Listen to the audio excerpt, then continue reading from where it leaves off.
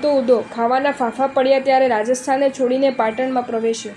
જિનાલયમાં દર્શને ગયેલો ઉદો સપરિવાર પ્રભુ ભક્તિમાં તકાદાર બની ગયો. ગામના વિધવા ડોશી લક્ષ્મીમાં ભક્ત પરિવારને પોતાને ઘેર તેડી ગયા. ઊંચા પ્રકારની સાધર્મિક ભક્તિ કરી. રહેવા માટે ઘર આપ્યું અને વેપાર માટે રકમ આપી. નિર્ધન ઉદાના ભાગ્યે જોર કર્યો અને થોડાક સમયમાં સારું ધન કમાયું.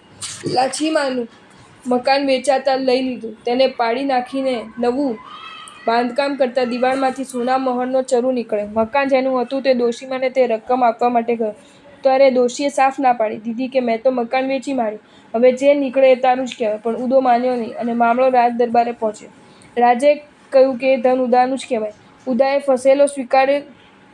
ફેંસલા સ્વીકારી તો લીધો પણ એ ધન અને જિનાલય નિર્માણમાં વાપરી નાખ્યું.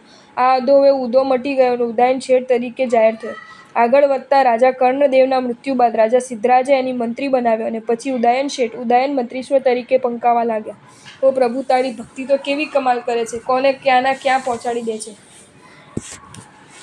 જો તમને આ વિડીયો ગમ્યો હોય તો આ વિડીયોને લાઇક કરો અને શેર કરો અને આવા જ નવા વિડીયો જોવા માટે જૈન ફેક્ટ્સ એન્ડ સ્ટોરીઝની ચેનલને સબસ્ક્રાઈબ કરો.